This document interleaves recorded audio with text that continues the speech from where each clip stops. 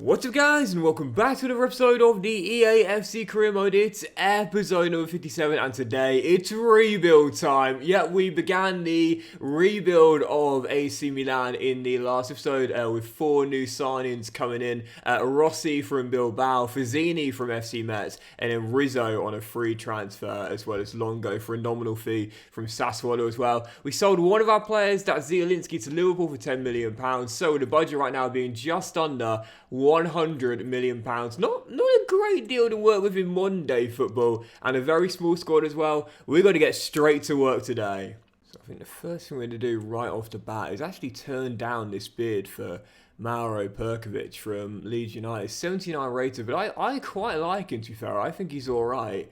And in his mid-20s right now, he's still going to get a little bit better out of a lack of depth as well. Personally, I think we've got 2 players with deals that come at the end of the year that I think should stay, and that is Perkovic and also Nico Williams as well. So I think the first thing we're going to do is extend these contracts. So that's the Perkovic deal agreed, and for Nico Williams as well. You know, one thing I do like about this is that we've worked with him before, and you know when a manager joins a new club, they often either take someone with them or they're excited to link up with a player they've worked with before. Nico Williams, of course, we worked with at Luton Town, so with that being the case, I quite like the fact that we've got a player here that kind of knows me, I know him as well. So with that being the case, that'll add a bit of stability and help me ease in a little bit quicker as well. So yeah, in the end, a U-turn. I thought Nico was going, but in the end, he'll be staying here with me at AC Milan. You know, one thing I am noticing is that we haven't got those coaches yet here with AC Milan. But the interesting thing I'm noticing is that once again, I just went with a tiki-taka vision because we had that at Luton.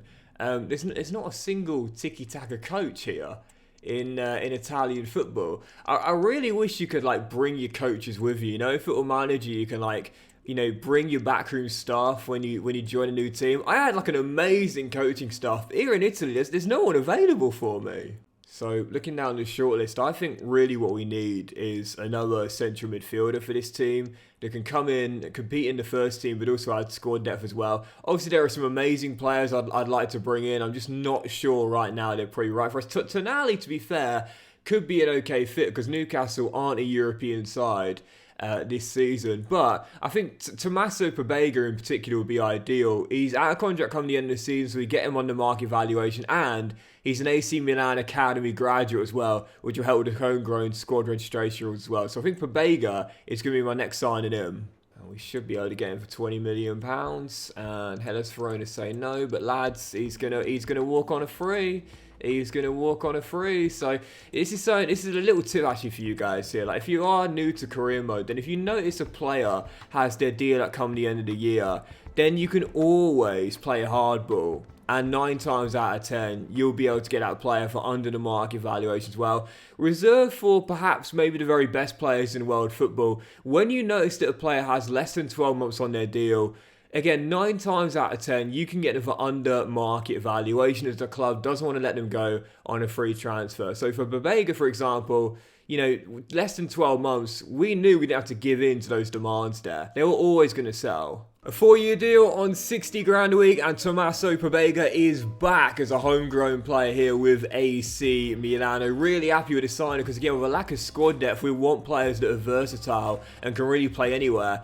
Well, that is Tommaso Pobega in a nutshell. Yet when you look at this guy's stats here, it's green. It's green literally everywhere, man. There's not a single yellow or red stat there. This guy literally could play any position on the pitch with a 4-star weak foot as well. So to me, naturally as a box-to-box, or possibly I'd say further forward with the high attacking position, finishing, and also dribbling as well. This guy could definitely play, to be fair, as a striker or even as a winger as well. To me, I have him right through the middle of our team. Yeah, I did want some players that are homegrown, and speaking of, I've mentioned, you know, I like to have 3 first-team goalkeepers as well. Sebastiano Desplanches came through the AC Milan youth setup, and just like our last sign in Pobega, out of contract coming the end of the season so we can get them under market valuation. So if you are working with a limited budget, that's always something I recommend. Look for players with just 1 year left on their deal. You can set that up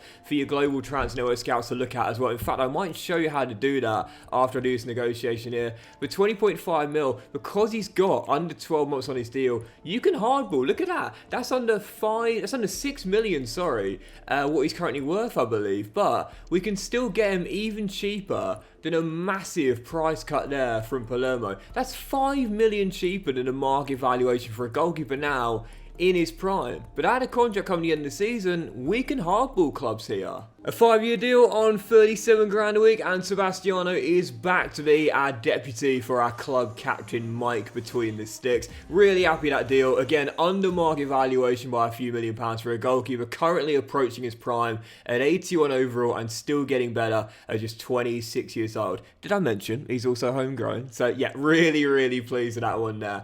And I think personally as well, what I might do is, no, let's keep him on balance. I want to get all those stats up evenly. I think what I might do is actually sell Connor. He's not getting any better now, it seems, at 25. He's a year younger and a rating high, yes, but if he's not getting any better, and I don't need 2 backup goalkeepers at the same sort of overall, we can probably get around, yeah, like 25 million out of the guy. So I'm actually going to sell Connor this season. And for those of you out there who may be new to the game, I do want to find those players in the final year of their contracts. It's very simple, and I'll show you how to do it now. So you want to go to your transfers section of the main menu and go to Scouts and then up to Scout Instructions.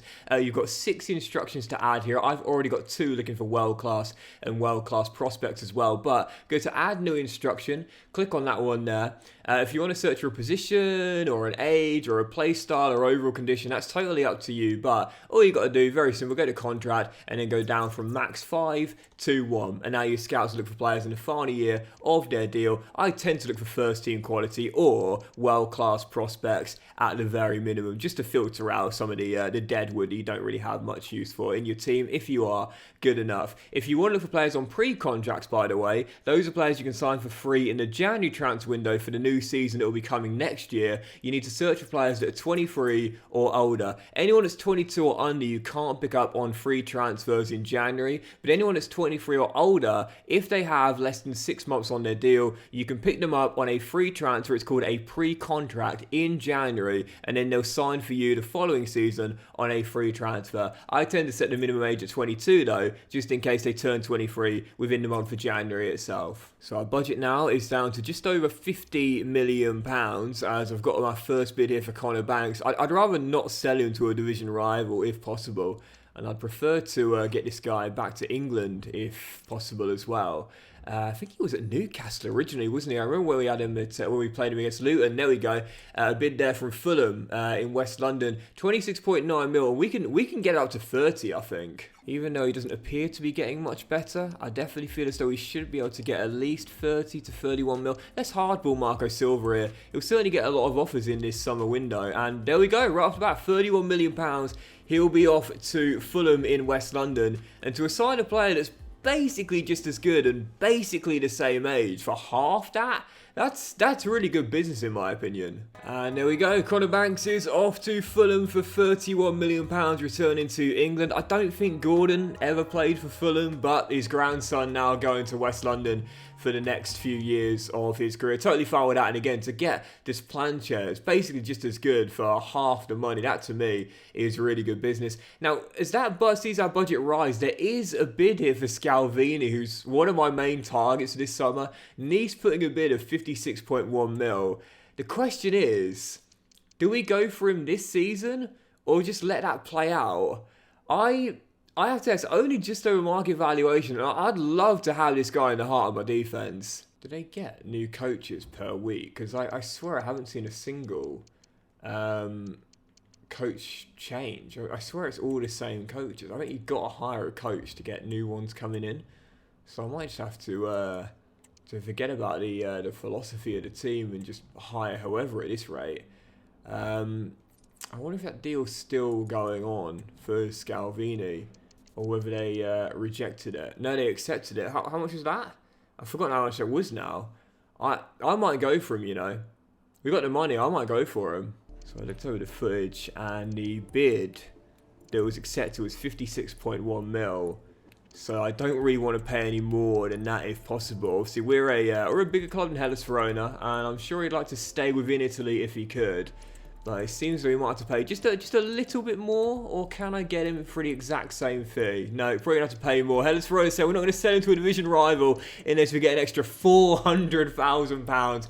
56.5 mil for Scalvini though, and I'll definitely take that. He's one of the best young Italian centre-halves in the game. 70 grand a week, 5-year deal, and Giorgio is in from Atalanta to Hellas Verona and now at AC Milan. This guy just loves Northern Italy. So, yep, Scalvini signs, buzzing with that. And even though we did give a new contract to Nianzou, I'm not sure whether Hincapié, the Ecuadorian, is going to want to stay here.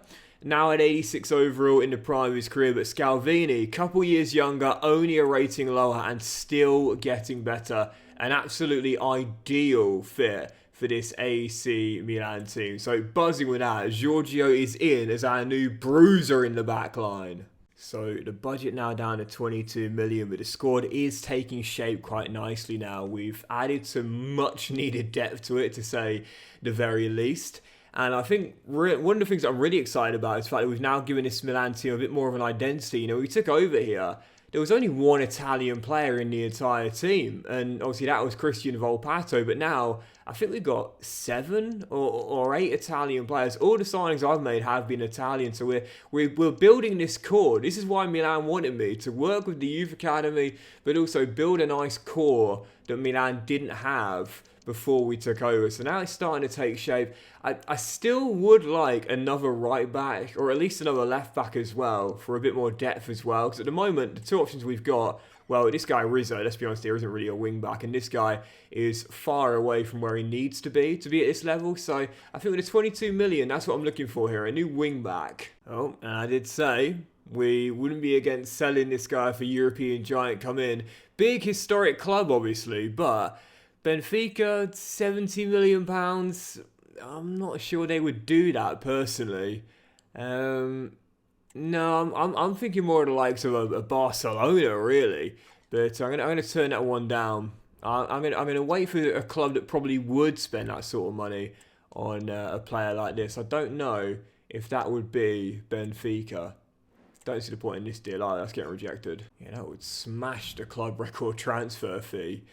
And this time it's Roma putting a bid in. I did anticipate there would be quite a lot of attention. Roma, division rival?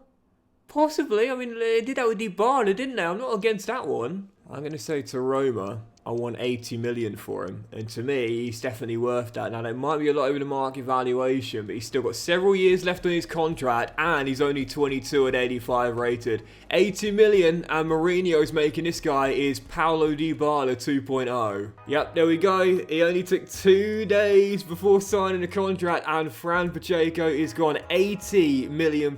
Massive amount of money raised, and that'll help us continue to rebuild here at the San Siro. I really like him, but in this team, he wasn't going to get that many minutes as a starter with our fantastic front three and good depth on the bench as well in those front three options. So Pacheco gone, the next Paulo Dybala at the Stadio Olimpico? Possibly. Makes sense, a lot of similarities. Wait. Sorry. I wanted to can I still? Just lost here. What I wanted to do was get the news article. I'm a bit nerdy like that. I always wanted the news article where I just pressed X accidentally when I was trying to press square. Anyway, we do have now our first look at the scouting and the academy for this year with AC Milan. So let's see what our scouts have got for us from our first batch of scouting. So far, not a great start. And from Croatia, this guy's got solid potential, but we'll continue the scouting on him just for now. He definitely won't be making it, even though Kovacevic is a name that some hardcore Docks fans might be aware of. The commander. And our final one, of course, is from Brazil, looking for that next Kaká, Ronaldinho, Cafu. So far, Not a great start. No one making the academy from the first batch of scouting this year, unfortunately. And as we continue to look for players with their deal that come the end of the year, good value for money, cut price deals. Looking for that new right back, Brandon Soppy would be a great fit. Atalanta to Milan, Bergamo to Milan. Not a big distance between the two. And right now, in the prime of his career, wanting European football, he'll certainly get it here. £20 million, 5-year deal, 50 grand a week, and Brandon Soppy is an excellent deal there for the 27-year-old. And whilst he isn't Italian, my first non-Italian signing, he spent a lot of time playing in North Italy for Udinese and Atalanta, and now making a short journey across to Milano as well. 27 years old, never had this guy before, but I know he grows quite nicely, so I'm surprised he's actually done growing. At 82, I thought he was going to have mid-80 potential. I guess I was wrong, but even so, really good going forward. Good ball control, dribbling and crossing, and not to mention, he's also rapid as well. Brandon in, really solid pickup on a cut price deal. We got to hire some coaches, man. It's going to take so long for our players to grow with no coaching staff. The problem is, I'm not seeing any proper tiki-taka experts that have also got good stars as well. There's only one who's mediocre, and that's Sergio Lombard. It's only two tiki-taka styles of coaches. It's so frustrating. There's very little available. I've mentioned this before, but for coaching staff and youth staff and global transfer network scouts as well, I really do feel as though when you get to a good enough kind of level of quality, the game should just filter out the 1 stars, because it's well, they're not. Let's be honest here. Is this guy really going to make it in a team like ours? Probably not, right? So they should really look at, basically filtering out those who haven't really got a chance of being hired and just focusing on the top level scouts. If there's none available, there's none available. But don't just give me coaches or scouts who clearly wouldn't make the grade here. So Alessandra can come in next as a 4-star midfield coach. He can bolster up our current coaching setup there to 9-star. I'm going to forget about the tactical knowledge. So my understanding is that if a coach has a gold for the tactical vision in your play style as well, that means that, I think we'll leave it there because the rest are 3-star. That means that they'll give you a better overall boost when the players are on the pitch. But when you've got good enough players, that really shouldn't matter too much. But the star rating in the right unit, if you will, attacking midfield, defence or goalkeeping, will help the players grow a little bit quicker. So our development plans now on our players should see slightly quicker growth than before. Yeah, it's gone from red to green now, and the growth should be quicker. Ooh, and this is an interesting bid. Pulisic, wanted by Juve, finished above us last season in the top 4. He's off to a good start with Milan this season in real life as well. Pleased to see him trying to turn his career around after his stint at Chelsea. Yeah, he's out of contract, I think, at the end of next season too. So 30 years old, I'm okay letting him go. He's a bench player here. I think we can sign someone younger and possibly better for the bench as well.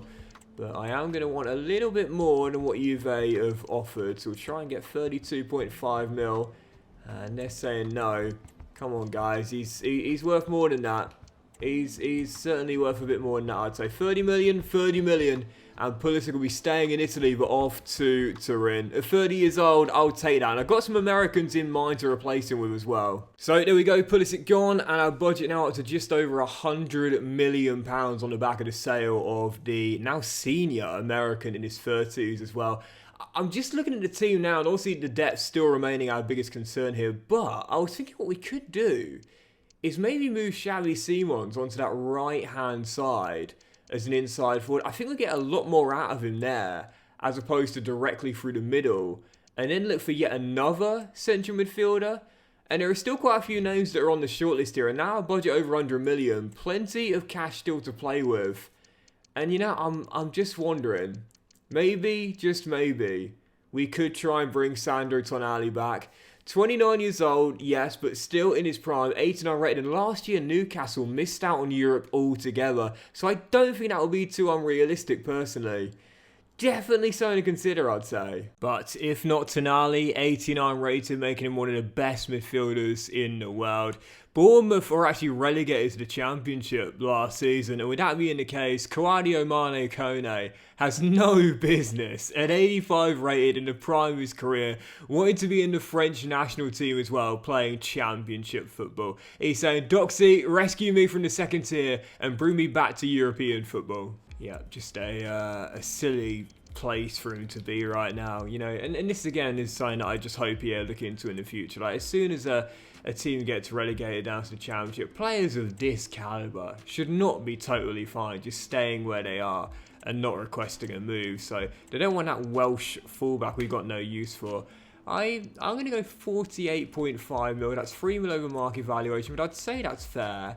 And it seems we're going to come to a compromise of around £49 million. Yep, £49 million for Kone, going from the Championship to the Europa League. That's a good deal, that. 4-year deal, 70 grand a week, and Kone is the next man in. And honestly, man, this guy just fits AC Milan and what we're trying to do here like a glove as well. 28 years old, in the prime of his career right now, so he could still get a rating or two better before he's done growing and when he eventually starts to just slow down in his 30s. But when you look at this guy's stats here, and the thing that really brings him to me as my sort of player is that, again, there's no real weak spot other than free kick accuracy, which again isn't something I'm going to be too worried about. I love those kind of like jack of all trades player that can do anything. And when you have a small squad like we do, that can be invaluable, knowing that really this guy could fill in practically anywhere. But in this team, he'll be starting as a CM in our midfield trio.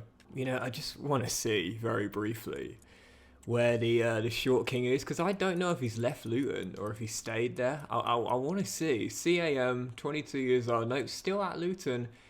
84 rated. You know, I'm just wondering, you know. I'm just wondering. I know that Ondrej has gone to Chelsea, so Luton would probably want to keep Coxsmith where he is right now as a homegrown player, but possibly, well, actually, to be fair, with that asking price not being much higher than his market valuation, there is temptation, you know. The next Ruben Loftus-Cheek, possibly. Definitely worth considering. I guess, you know, what we could do is maybe actually change Pobega to a striker where his stats suggested probably be best. And then that would free up a extra CM slot for the bench. Pobega could go here, and then we'd have Chukwueze and Volpato. We can relegate Reinders now in his 30s to the bench and out of contract coming the end of the season as well. Honestly, that's not a bad idea. And then bring Cox in afterwards. That's not a bad idea. I'll think about it. We'll play the first game of the season, Genoa at home, and then we'll decide after that. So, first game of the season, first game in charge of Milan. Genoa at home at the San Siro should be a banker. And if we want to win the title, these are the games we will need to win. Forza Milan. Yep, the board have said to us this season they expect a title, and oh, what a start! 3 minutes in, and my first goal scored in the Milano era is through Xavi Simons, the wonder kid, and it's the perfect start of the San Siro. Yeah, last season I was poor with Luton Town domestically, finishing in 7th place. This year, I've said to the Milan board, it won't happen again. Rest assured, we will be challenging for that title. First goal of the new era, Xavi Simons puts us in front. Yeah, with the stats he's got, you know, okay defensive ability and, you know, some okay strength as well at 74. He can definitely play as a... Oh, is that a pen? It's a box-to-box, but I think Koenig's more suited there. Wow, that is a soft pen, ref, I've got to be honest here. I got to say, I think she's just been sold, because, maybe. Scalvini stands his ground. It seemed like the man just fell into him, but a penalty which Yao Xin will take. And ball don't lie. Ball don't lie. Mike guesses correctly, and the captain pushes it behind. Free kick for Milan. I'm just going to whip this ball in with Fazzini. And, oh, what a delivery as well. And it's kept alive by Liao and Ramos! Our front three this season are going to be deadly. 2 of them have got a goal each. And Rafael Liao just gets an assist, keeping the chance alive as well. Just whip that free kick into the middle, hoping to cause a bit of danger. And that is really, really well kept in play by Leao. But an even better finish on the first time half volley by Ramos. Signing that contract extension, possible obscurity, finishing in 5th last season, trophyless, and a new manager coming in. But I said, Goncalo, I'll get you firing, and I'll get Milan back in the top 4. 2-0, that should do it now. In fact, I'm pretty sure Leao set up the first goal for Xavi Simons as well, didn't he? He heads away that free kick. So one of the things that I love about Rafael Leao, you know, I mean, Milan fans I'm sure would tell you as well, he's so physical, you know, he's got such a great presence about him. And it makes him really, really effective. As Ramos offloads to Simons. There is Brandon Soppy whipping one. Can he get the Leao goal as well? No, good save and still 2-0. But that physicality is so useful at times, especially on those flanks, as we still lead by 2-0. I think this game is looking all but done now. As Leao does brilliantly. Oh, what an assist! A hat-trick of assists for Leao and a debut goal for Vizzini. Milan are in dreamland. That has got to be one of the best assists of the save. Oh, Leao! With the step overs to confuse and the rainbow flick to beat 2. Rolls it into the middle and Jacopo on his debut gets a goal as well. This is what you call a dream start to life at the San Siro. 3-0 up, game done. And this is very encouraging indeed. We have been, other than that one penalty given, absolutely dominant out there. You know, I always feel when a British player goes abroad, a lot of people want to see how they get on in their first few games. I remember it was the same when Bale went to Real Madrid, now Harry Kane going to Bayern, and even with a manager, Doxy boy, going to Milan, I'm sure a lot of people were tuning in for this one. And what they've just seen is a superb beginning. 3-0 at home to Genoa on the opening day. A perfect start for this ambitious Milan side. And that will do it for today's episode of the EAFC Career, guys. So big thank you for watching. I really hope you have enjoyed it. If you have, then please do drop a like. Much love to you all. Have a fantastic day, and I'll see you for the next episode with still tons of money remaining in the budget. Now the season ticket sales have gone through, and also a week to go until deadline day comes to an end as well. Have a fantastic day. Much love to you all, and I'll see you for the next episode with still more signings to come, plus the draw for the Europa League group stage as well, very soon.